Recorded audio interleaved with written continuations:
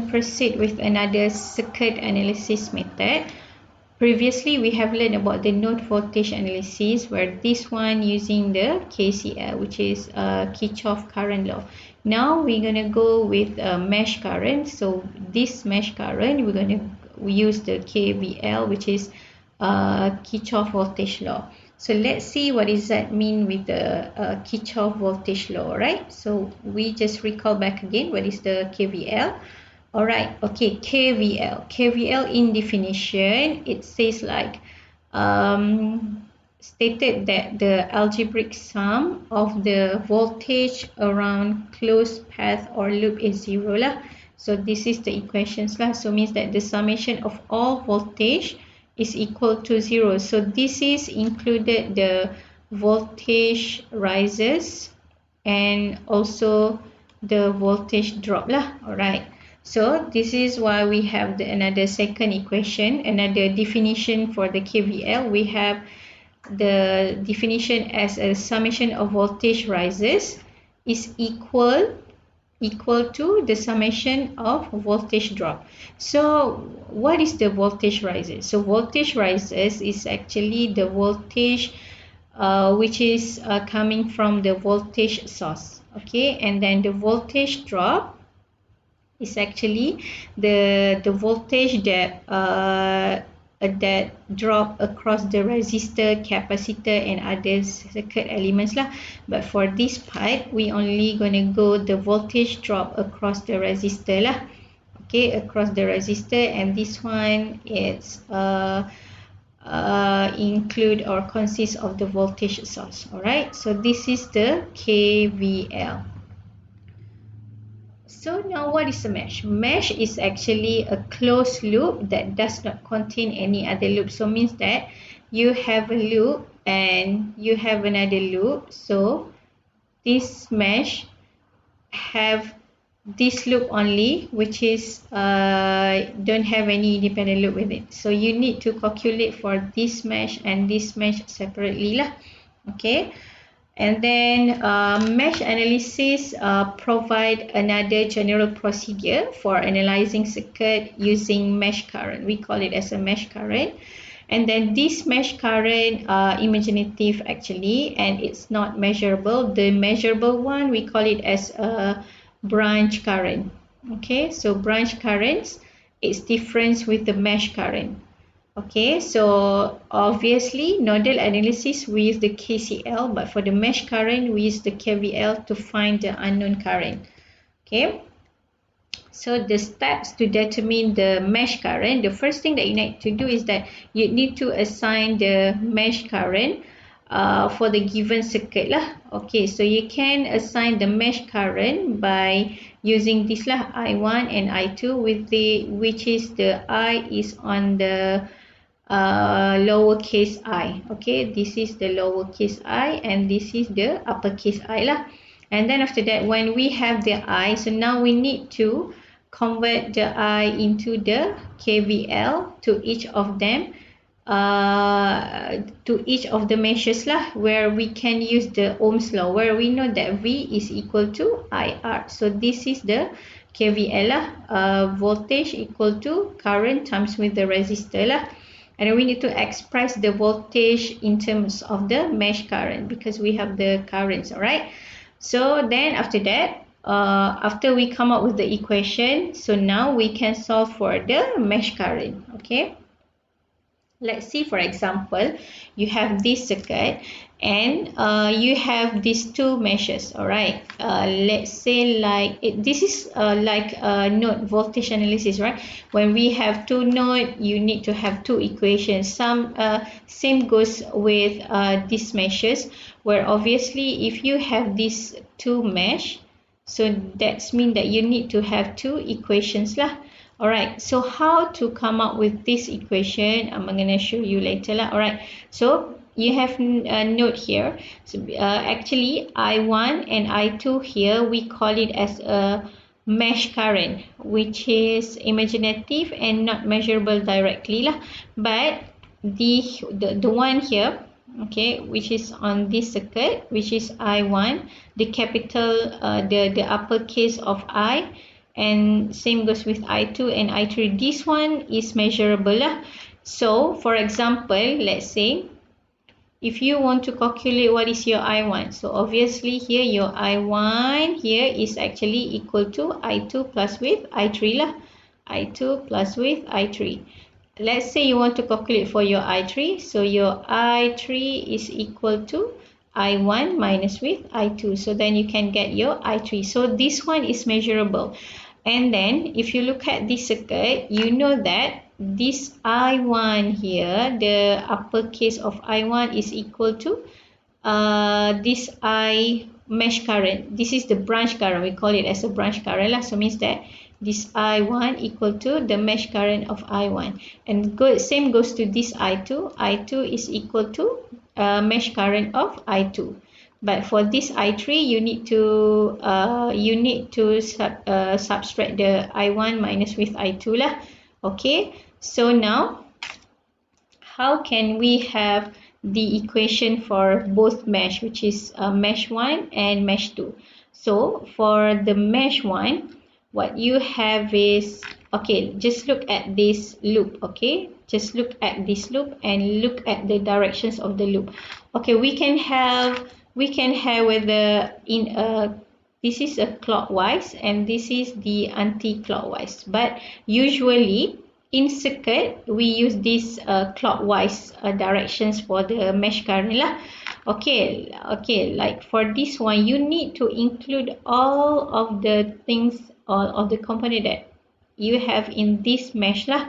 Okay, like say for this one, what you have is a negative V plus with the summation, right? Plus with I1, I1 times with R1 and R3 times with I2 minus I1. So this is for this loop, and for this loop, you can just write it as a R2 minus with times with I2 plus with V2, and then go here R3 times with I2 minus with I1. So this is the both equation that you can have from this circuit lah. Okay, so another thing is that to distinguish between the two types of currents, okay, to distinguish between the mesh current, this is the mesh current, and for the branch current, so usually we use this lowercase for mesh current, lowercase i's, and then for the uppercase I we use for the branch current. Okay, so that's easy for you to distinguish between the mesh current and the branch current, the real current. Okay, let's look at the example for this one. Okay, the question asks you find the mesh current for the circuit below. Okay, obviously here we have two mesh lah. We have mesh I1 and I2, so means that we need to have two equation for this one, right? We need to have the two equation for this one. So let's start with mesh I1 here, mesh I1. So what you have here, just start, let's say we start at this negative 45 lah. So let's see the signage here is start with the negative, so you just go with the negative and then it goes here like that. So this one gonna be negative 45 plus with 2 times with I1, 2I1, and then 12 plus with 12 times with I1 plus with 4I1 minus with 12I2, the outer loop, because this one is also involved with this mesh, so just minus with that lah. 12I2 equal to 0. So now you need to simplify, where you will have negative 25 plus with 14 and 16, 16I1 minus with 12I2 equal to 0. So you will have negative 16I1 minus with 12I2 equal to 45. Okay, and another loop you will have this one. Okay, let's say for this one you will have, let's say we started from here lah. So this one go here, so and then go here lah, go here. All right, this loop. So here the current direction goes to the positive signage here for the voltage source. So means that here it's going to be 30 plus with 3i2 here, 3i2 plus with 12i2 plus with 9i2 minus with 12i1 here, 12i1 equal to 0. So then when you simplify, you will get 30 plus with 4i2, 15, 24. So 24i2 minus with 12i1 equal to 0. So then you will have, when you simplify, negative 12i1 plus with 24i2 equal to negative 30. Okay, you have this equation lah. You have these two equation and this one equation. So this one you can simplify actually, right? So for 12i1 you can simplify by divide over 2 lah. Okay, by divide this with 2, so that for this equation you will get negative 6i1 plus with 12i2 equal to 50 for this second equation lah. Okay, another I think this more easier way to come up with this equation is that okay, let's look at this loop. All right, so for this loop it's easy if you can just sum all the resistor and times it with I1, which is 45 plus with 2 plus 12 plus 4. So still you will have 16, right? 16i1 minus with 12i1 equal to 0. Same goes with this one. Just sum all of the resistor. Okay, 15, 9, so 24. 24i2 plus with 12, not plus, minus with 12i1 plus with 30 equal to 0. So this is more easier method or way how to come up with these two equations. So you can just directly add up all the resistance here and then times it with the mesh current that you have lah. Okay. So that's for the solution. You will have that, okay, and then so you will have that as a equation 1 for this one. Okay, so you can simplify that, and then obviously you have mesh 2 as well, so you can simplify that as well lah. Okay, so then after that, you can just do like the node voltage previously we learned. If we have two equations, you can solve it by using by using the elimination method or substitution method lah. It's I think that this question asks you to find the mesh current I1 and I2. And also it's also asks you to find what is the V1, V2 and V3 as well for this one. V1, V2 and V3. Okay, so you need to use the mesh analysis method lah. Okay. So what you can do here, you can just come up with this equation for I1 and I2 here. Okay, let's say for mesh current I1 here, what you have is you can just sum all of the resistor here, 2, 5, 6. So 6k times with I1 plus just follow the current directions here. So here going to be minus lah, minus with 15.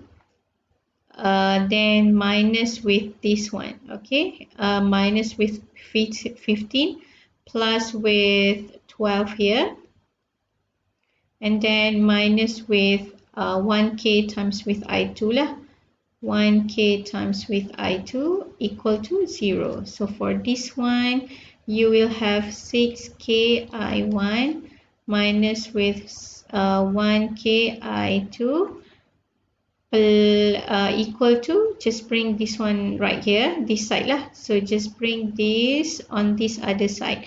So 15, negative 15 plus 12, you will have 3 here. Negative 3, then when you bring it on the other side, you have 3 here lah. Okay, so so for the answer, you have this lah. Alright, the same with me lah. 6k, 1k, and then equal to 3. Okay, and then this is, you can just put it as your equation 1. So then another loop here, what you have is, you will have like just add all the resistor here, where you have 2.5 plus with 1.5, where you have 4 plus 1, where you have 5k times with I2 minus with this one 1k I1, and then here just go to these directions of current. So here will be negative 10 minus with 10, and then go here again, it's also negative lah, negative 12 equal to 0. Okay, you need to sum all of the element that you have here lah.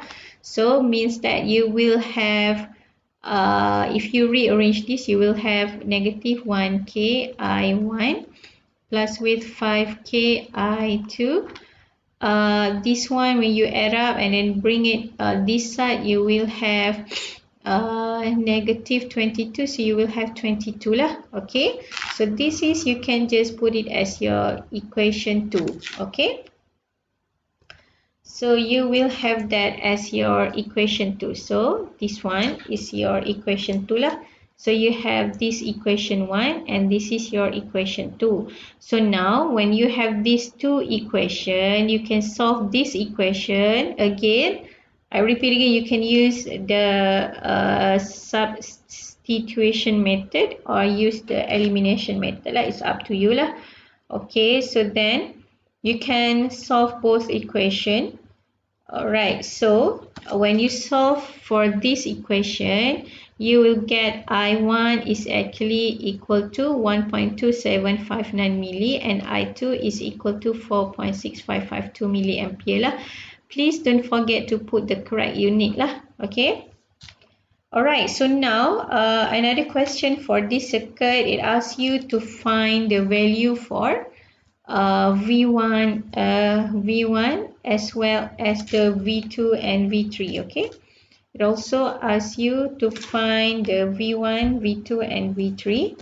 Okay, let's see what is the value, how to calculate for V1, V2 and V3.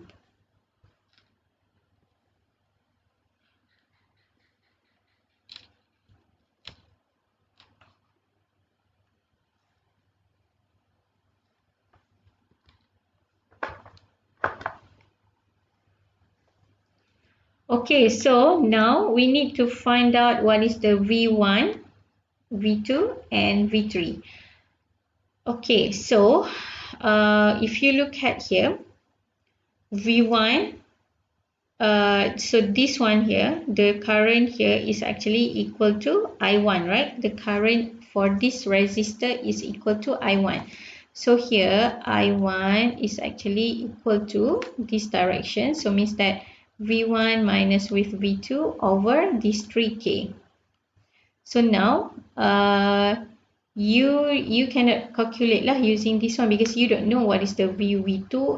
Also, if you want to calculate for V1 or V2, you don't know one of the value lah. Okay, so you might use this as well for V1 minus 0. Okay, this one is also still I1, right? V1 here. V1 minus with 0 minus with 15 over 2k, which is equal to I1. So I think that from this one you can calculate what is the V1 lah. And same goes with the V2 here. You need to find the value for I here. Okay, using the branch current here. So let's say your current here is like this lah. So for I1 here, okay, for I1 here, it will be equal to this I2 plus with I here. I here. So mean that your I is equal to I1 minus with I2 if is it based on this equation. So you need to calculate for this one I, and then you can calculate for V2 lah, because this is the V2.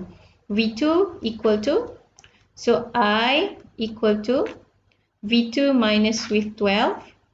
Okay, V2 minus with 12. I is equal to V2 minus with 12 over 1K. So now you can calculate for V2 because you already know the value for I, this one, for this I. Okay, so you can calculate for that lah. And same goes with V3. V3 is obviously equal to, if you look at here, V3 is equal to obviously I2 times with 1.5K lah. I2 times with 1.5K. So you already have the value for I2, just times it with this R5, which is 1.5K. So then you can get the value for V3. Okay. So actually the solution for that is on this slide lah. Okay, so you can refer to that in order to find the value for V1, V2 and V3. Okay, so then now you complete all the answer lah, where you can find your I1, I2 and as well your V1, V2 and V3. Okay.